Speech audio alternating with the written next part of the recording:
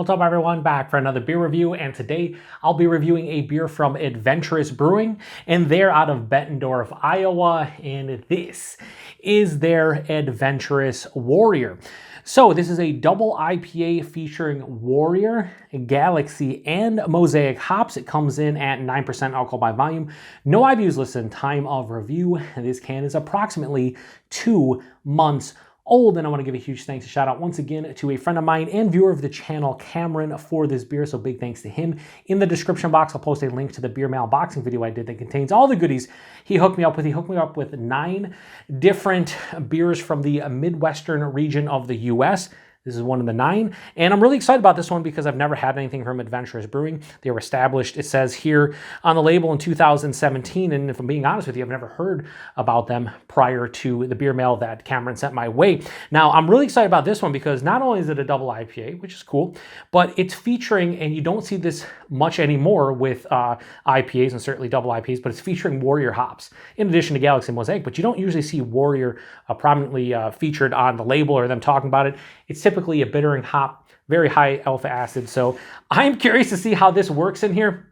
I'm pumped. I hope this is, I don't know if this is hazy or just like a regular, old school double IPA, but if it's a hazy, I'm hoping that Warrior produces a nice, like moderate bitterness and makes it exactly what I want. Is I love hazies, but I love them when they have a moderate bitterness to balance everything out. So we're going to pour it into the glass here, and that is most certainly a hazy IPA. I was thinking this might be an old school kind of just like American double IPA, but it's definitely hazy, 100%. So, and I really like the can art too. Can art is pretty sick, if I'm being honest with you. I love like the black and green kind of theme there. Anyway, so in the glass, yeah, that looks like a hazy. Has this beautiful, I'd say yellow-orange color, almost to the honey orange color side of things. Very murky and turbid. Maybe can make a little bit of a shadow through it, but not really. It's very murky and turbid. About 1.5 fingers of this bright white, somewhat creamy, somewhat soap sudsy looking head. Hold it up to the light. Yeah, there's no light getting through that. Honestly, that plays the role of a perfect hazy as far as an appearance goes. Let's get the nose.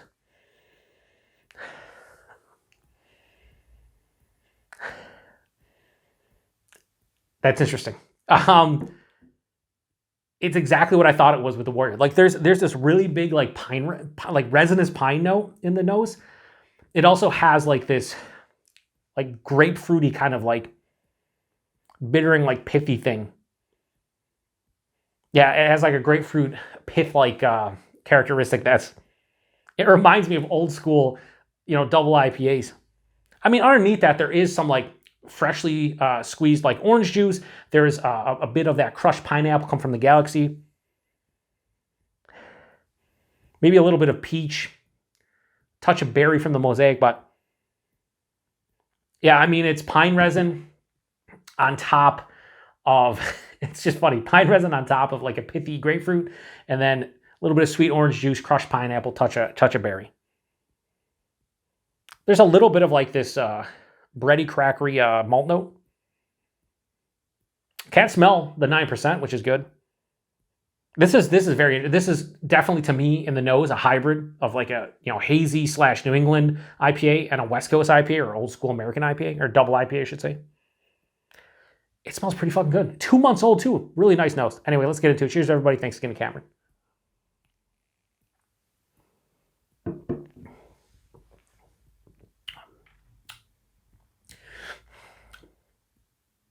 It's a fun beer. It's a pretty fucking fun beer. Wow. The nose just did a 180. Like a complete 180.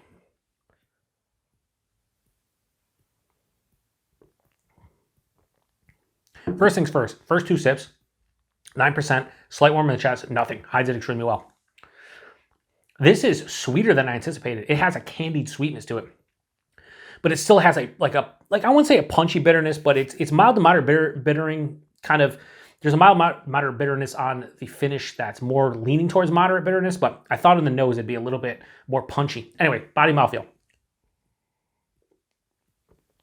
Body's like higher side of medium, so for 9% might be a bit thin, but I'll rehash this like I do in every fucking review when I drink like a big double or triple IPA.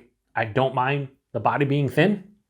It enhances the drinkability for myself personally, although I can see people drinking this one being like, it's a little bit thin and watery compared to what other 9% double IPAs I've had. Not really an issue for me. I think it's nice.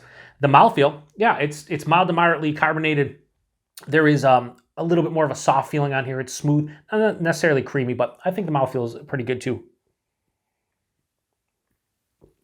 The taste, let me tell you, the Galaxy and Mosaic are shining. At the forefront, touch of bready malt character, and then it kind of instantly vanishes. It does, a lot of times say it dives underneath the palate. Here it just kind of get pop a like bready, almost crackery malt character. It's just gone. Then I'm getting sweet candied citrus tones, like that sweet orange juice I was talking about, but like, like a orange or a lemon lime kind of like Skittle character. There's a little bit of that grapefruit, although in the nose, again, it screams like this was going to be more of like a bitter and grapefruit. Again, it's more of a candied. It's candied citrus as a whole. Pass through the palate, crushed pineapple for sure, touch of that red berry. The citrus dominates the palate, which I'm fine with, and it's candied, again, to some degree. I wish there was a little bit more of the Galaxy and Mosaic in terms of like what I know they pump out in as far as like, characteristics and notes goes. On the finish, it has this slight pine resin earthiness that it finishes with. Again, this finishes, we'll say, smack dab in the middle of mild to moderate in terms of the bitterness. This is semi to full on dry. It does lean a little bit sweet. This is like a 60-40 to me, like sweet double IPA. But I like it. I like it quite a bit. I think it's actually pretty fucking good. What I like about it is, well, it's sweet up front with all that candied citrus and a little bit of that crushed pineapple and like berry note. By the time I, get to the finish, it balances it out enough where it's not going to be cloying, it's not going to be over the top, and each sip is somewhat delightful. It really is. Now, to really make me go bonkers over this one, if that nose carried over, especially the bitterness and like the punchy bitterness and like really kind of firm pine resin character on the back of the palate, if that would have carried over, this would be easily in the 4.5 out of 5 range for me, like without question. Because it lacks that, it's going to be a little bit lower, but it's still really fucking good. Like, this is good for a brewery, again, that I've never heard about until Cameron sent out the package and the first beer I'm having from them. Kudos to them. This is really well done. If you're somebody who likes, hazies that have more of like a candy kind of, citrus character to them, hides the alcohol relatively well, and has a damn solid body of mouthfeel, I think this would be right in your wheelhouse. Again, 9%, a touch of warming into the chest now, very, very slight, but 9%, and nothing on the palate. Yeah, really good first impression from Adventurous. I'm going to give Adventurous Warrior from Adventurous Brewing. We'll go straight. We'll go low 4.25. I'll go 4.2. I think that's where this one lands. I think this is good. This is really fucking good. Like, this is one of those beers where if this was local to me, I would, and they put it out occasionally or whatever, I would grab at least a can of it, and if not a 4-pack, have it in my fridge and really enjoy it, especially if I was in the mood for that candied, sweeter kind of citrus character. Again, prominently featuring Warrior hops and kind of bit different than what I thought going into it. This is why I say preconceived notions, leave them at the door, because it's not how it always works out. But this is really nice stuff. So yeah, 4.2 out of 5. Price point availability, Cameron said these are $17 a 4-pack, which for a 9% double IPA, which is skirting with that triple IPA line, it's a bit cheaper. If this came from like the other halves of the world, or a lot of other like somewhat hyped or a little bit more higher in stature as far as breweries go here in New York State, it'd be easily $20 4-pack. That's what you'd be paying. So a bit cheaper from that standpoint. And the availability, I have no idea. This is where Cameron or anybody in Bettendorf, Iowa, or in Iowa in general could tell me. I'd imagine they don't make it far outside of Iowa, and if they do, maybe some other Midwestern states. But yeah, I'm glad I got a chance to try this one. Another brewery on my radar. And Bettendorf, Iowa, I made a joke in the unboxing where I was like, is that a real place? And then a good friend of mine and viewer of the channel, the Green Sombrero, who is originally from Chicago, he moved to Buffalo, he comments, he supports the channel, he's an awesome dude. We're going to hopefully meet up later this year in East Aurora, New York. He said that a former love of his life was actually from Bettendorf, and I think he said Betten means beds and Dorf means village. And yeah, I could see it. And he said it's a lovely, little town or whatever. I don't think it's like too small, but I'm saying, like, it's just a nice place. So there's no ill will towards Bettendorf or anything. I was just like, is that a real place?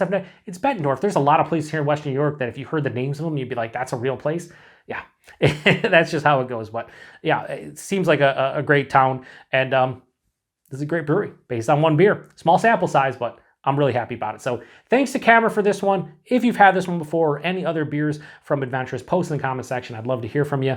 And I'm going to shut this one down and go drink the rest of this and enjoy every little sip that I take to the next one. Cheers.